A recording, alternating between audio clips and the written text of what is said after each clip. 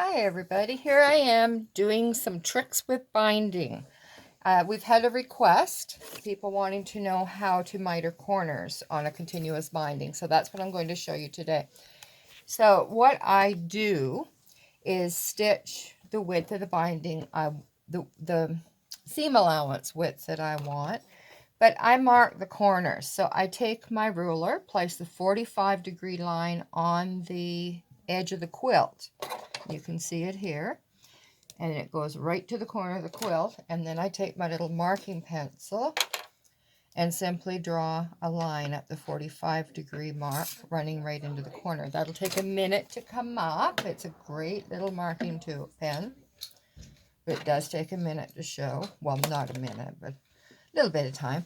So now what I'm going to do is stitch right down here until my needle pierces that line. And it doesn't matter what width your seam allowance is, whenever it pierces that line, it's time to stop and turn. Okay, so we're going to just stitch down here. Do one more stitch. Okay, and we're going to tie that off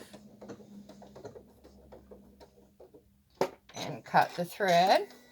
And then take your quilt right out. Now I've cut the thread, as I said.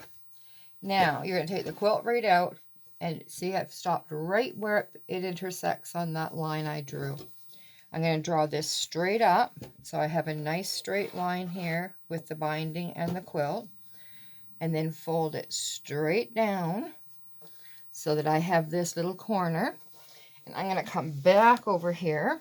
My quilt's a little heavy. I want you to see this. See how those two edges are lined up perfectly? And that's the way they should be. And this should run straight even with the top of the quilt. And this piece comes straight down on the edge of the quilt again. And then you're going to start again right from the corner, right from the edge of this, and stitch down here.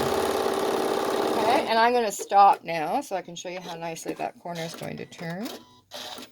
Okay, so what you're going to do is just simply take this, turn it, and you're going to take the first piece folded down first, and then the second edge that you stitched folded down next. And can you see how nice that corner is? Front and back, all ready to stitch in place. Okay, so that's how you do a mitered corner. Hope that was helpful. Bye.